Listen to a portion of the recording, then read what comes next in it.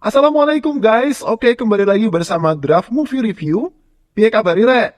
Terima kasih buat para penonton setia Draft Movie dimanapun kalian berada. Semoga kalian semua selalu sehat ya. Kali ini Draft Movie sudah merangkum sebuah film yang berjudul You are really very lucky. Bagaimana keseruan filmnya? Gak perlu banyak basa-basi, ini dia alur ceritanya.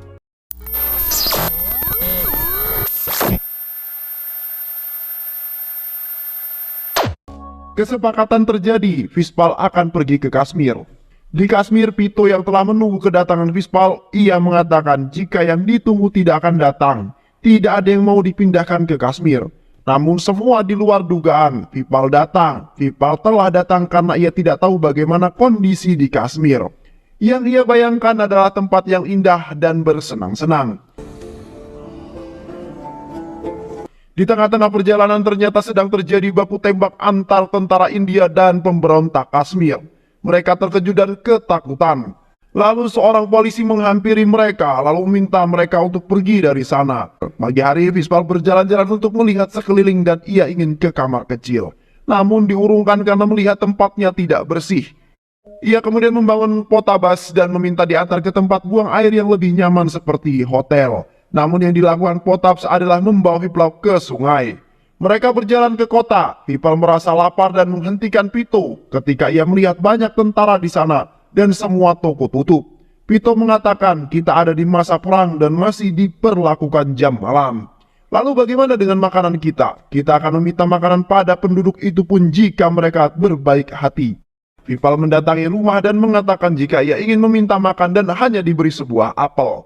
Begitu terus selalu diberi apel hingga rumah terakhir ia juga tetap diberi apel. Namun Vishpal menolak dan itu menimbulkan kemarahan dari ibu apel yang ia tolak. Vishpal menelpon atasannya dan ia mengatakan ingin kembali ke Mumbai.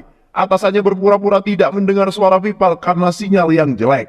Vishpal dan Pito berada di sebuah danau. Mereka berada di atas sampan. Vishpal melihat ada seorang wanita cantik yang menarik hatinya. Mereka adalah Aradhya dan Catur. Vishpal dan Pito mengejar mereka dan bermaksud berkenalan. Sesampainya di darat, Vishpal berusaha berkenalan. Pito sudah melarangnya karena takut dengan hanya melihat pakaian mereka. Catur mengatakan jika mereka berasal dari Pakistan. Mereka kemari karena ingin mencari adik Ara yang bernama Feroze, berumur 8 tahun yang menghilang. Vishpal terus mengikuti Ara, bahkan ia memberitahukan kartu identitasnya yang ada nomor teleponnya agar mereka bisa menghubunginya.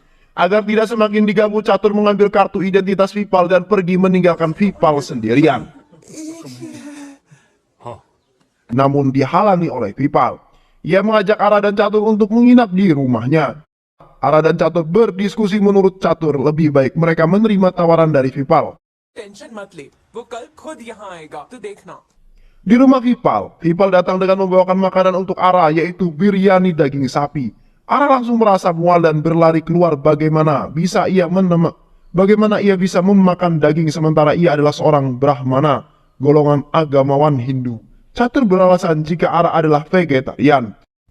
Pagi harinya Vishpal mencari Ara ke dalam rumah namun tidak menemukannya. Pito melihat tulisan di kaca yang isinya mereka pergi karena sudah menemukan Feroze. Vishpal mengajak Pito untuk pergi ke Pakistan menemui Ara dan juga keluarganya. Pito terkejut, mereka pergi ke stasiun untuk mencari Ara. Ketika melihat kereta sebelah yang akan pergi ke Hyderabad, ia melihat Ara yang duduk termenung. Saat menghampiri Ara, ia bertanya kenapa Ara meninggalkannya dan mengajak Ara untuk pergi ke Pakistan. Bukan naik kereta ini kereta ke Hyderabad. Teman sekantor Ara memperhatikan apa yang terjadi. Akhirnya Ara memutuskan untuk jujur. Ia mengatakan jika ia adalah seorang Brahmana. Pito dan Vishpal terkejut mendengarnya. Ara kembali memperkenalkan dirinya sebagai Aradhya yang berasal dari Kotur Pune. Lalu bagaimana dengan Feroze dan Pakistan? Ara melihat ke Catur dan Catur menjelaskan jika itu hanya kebohongan belaka untuk menghindari agar tidak diikuti oleh Anda.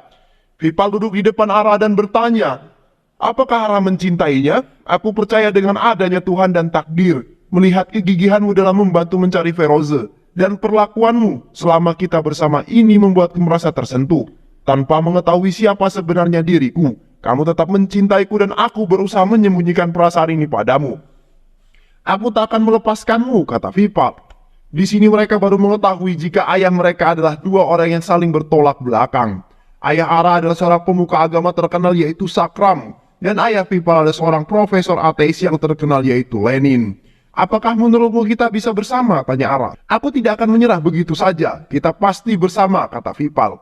Di kantor siaran televisi, mereka mendatangkan dua tokoh masyarakat yang bertolak belakang yaitu Sakram dan Lenin, yang akan membahas mengenai fenomena gerhana bulan menurut versi agama dan menurut versi ilmiah.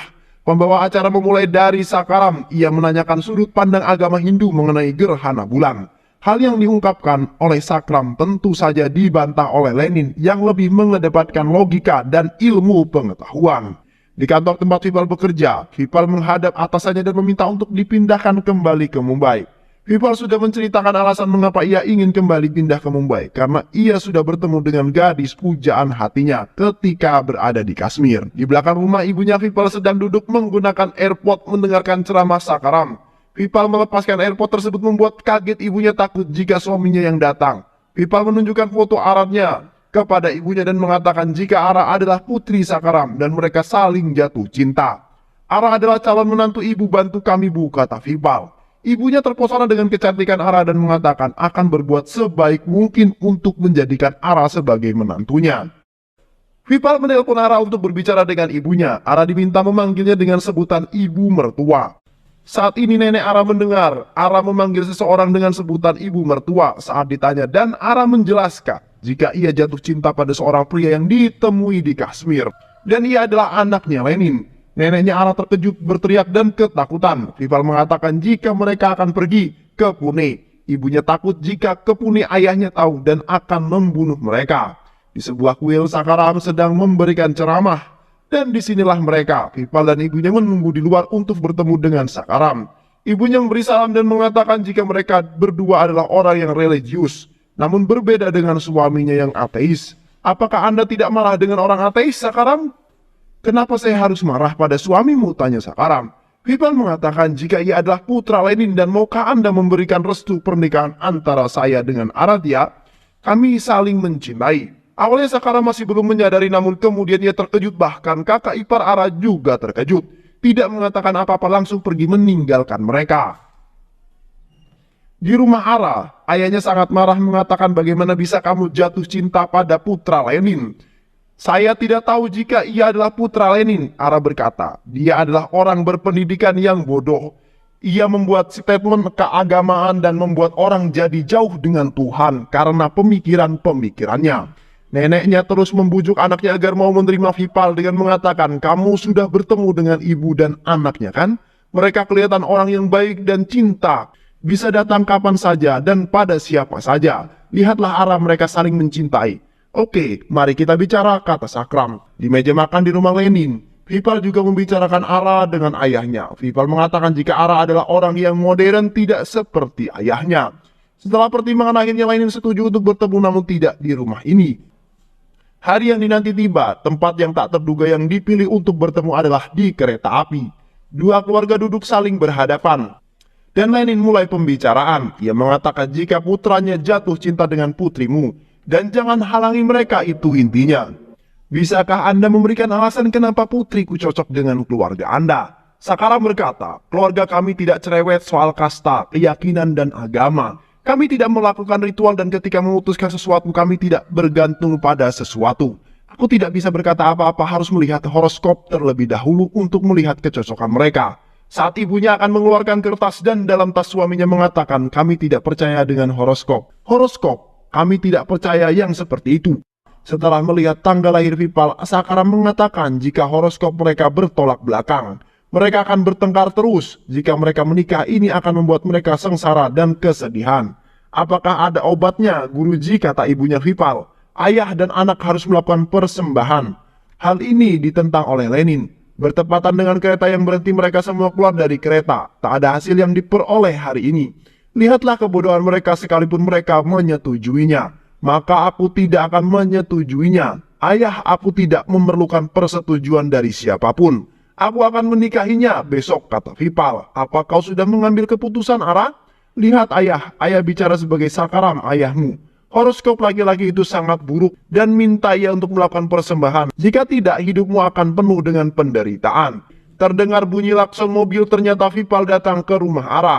Ayahnya mengusirnya dari rumah dan menutup pintunya dengan keras di depan mukanya. Hal ini yang membuat Ara menangis karena ayahnya yang menutup pintu dengan keras. "Kamu jangan melakukan itu padaku." Saat sampai di pintu mobil, Ara berkata, "Mari kita tunjukkan bahwa kita adalah pasangan yang ideal." Hari yang ditunggu pun tiba, mereka menikah di catatan sipil tanpa ada prosesi keagamaan. Berita pernikahan mereka menjadi viral karena ini pernikahan dua anak yang memiliki ayah yang bertolak belakang.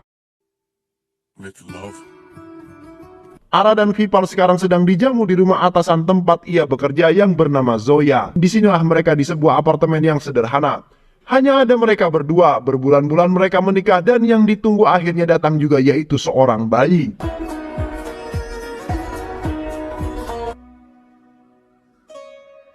Mereka sekarang berada di rumah sakit melakukan pemeriksaan. Namun yang hasil pemeriksaan tidaklah baik karena Ara mengalami keguguran. Tentu saja ini membuat mereka terkejut. Dalam keadaan yang syok, Vipal tetap tenang dan memberikan semangat kepada Ara. Ara harus segera melakukan kuret. Ara sedang belajar memasak dengan suaminya Zoya dan memperoleh pengalaman mengenai kehidupan darinya. Saat berada di rumah, Ara sudah selesai menghidangkan kari ikan untuk Vipal. Ketika pintu rumahnya diketuk, ternyata ayah, nenek, dan kakak iparnya yang datang. Ara terkejut mempersilahkan mereka masuk dan membuang kari ikan yang berada di atas meja. Di kantor Vipal terjadi kehebohan saat Lenin datang dengan membawa petasan dan ibunya membawa manisan untuk mengucapkan selamat. Karena sebentar lagi Vipal akan menjadi seorang ayah. Ayah dan ibu Vipal ikut pulang bersamanya. Sesampainya di rumah, Lenin berbicara pada Sakram jika Vipal dan Ara akan menjadi orang tua tanpa melakukan persembahan terlebih dahulu. Ayah mertua terus berbicara tanpa henti, yang kemudian berhenti ketika Ara mengatakan jika dirinya tidak hamil karena ia mengalami keguguran. Mereka semua terkejut. Ibu dan nenek segera memeluk Ara dan Sakram mengatakan jika Ara tidak akan hamil sampai ia melakukan persembahan. Setelah mengatakan itu, Sakram pergi meninggalkan mereka. Disinilah konflik mereka akan dimulai, di mana Vipal kecewa dengan Ara karena Ara mengatakan yang sebenarnya tanpa membicarakan dulu dengan Vipal. Hingga pagi saat Ara sedang berjemur pakaian, Vipal datang lalu memeluknya. Namun dilepas oleh Ara mendengar perkataan Vipal yang seolah-olah menyalahkannya. Dan Vipal tidak menyadari kesalahannya. Datanglah Zoya yang berusaha untuk menengahi, namun yang terjadi malah memperuncing keadaan. Ara mengatakan jika ini adalah urusan mereka, jangan ikut campur. Mereka sama-sama dalam emosi yang tidak stabil, akibatnya kehilangan bayinya. Vipal tidak memikirkan perasaan Ara saat ini, seharusnya ia membicarakan ini baik-baik dengan Ara. Ara pulang bekerja dan melihat suaminya menunggunya dengan membawa anjing kecilnya, membawakan kopi juga sebagai usaha meminta maaf kepada Ara. जाओ इसे भी लेकर जाओ Hingga datang sekelompok pria yang kemudian salah satu dari mereka ada yang mengenali Ara yang sering pergi ke apotik untuk membeli test pack. Salah seorang di antara mereka berdiri dan mengatakan sesuatu yang tidak pantas dan membuat Vipal marah dan berkelahi dengannya. Pemuda itu berhasil Vipal kalahkan. Lalu ia mengatakan jangan pernah mengganggu wanita yang sudah menikah, apalagi jika suaminya berada di dekatnya. Itu aku. Mereka tidak terima teman mereka kalah dan mereka menyerang Vipal beramai-ramai. Namun mereka semua kalah dan turun dari kereta. Setelah sampai di rumah, Vipal memeluk Ara dan mereka berbincang. Sudah 2 hari Ara mendiamkannya. Kita adalah pasangan serasi abad ini. Tak akan ada masalah lagi. Ara melihat dengan tidak percaya. Baiklah, aku akan menunjukkan kepada dunia. Aku akan menjadi suami yang siap siaga selama 24 jam. Ara mengatakan kita akan memperbaiki semuanya. Vipal mengatakan akan melakukan apapun yang Ara katakan. Ditemani sahabatnya, Vipal pergi ke klinik pengobatan kesuburan dengan memakai kacamata dan topi agar tidak dikenali. Di lain tempat, Ara catur menghadiri sebuah pesta bersama bosnya. Pesta ini ditunjukkan untuk keberhasilan proyek mereka. Vipal menghadiri juga pesta tersebut dan ingin mendekati Ara yang sedang berbincang dengan seorang, namun dihalangi oleh temannya. Vipal melihat jika Ara dapat tersenyum dengan bebas, tidak seperti saat di rumah ia tampak depresi. Saat makan siang di kantor dengan Zoya, ia mengajak Vipal dan Ara untuk ikut ke kampung halamannya, karena putrinya akan berulang tahun 2 hari lagi. Kalian membutuhkan suasana baru, di sana pemandangannya sangat indah, dan berangkatlah mereka menggunakan mobil. Sesampainya mereka di sana, mereka pergi jalan-jalan dengan menggunakan perahu. Lagi-lagi mereka terlibat pertengkaran akibat komunikasi yang tidak baik.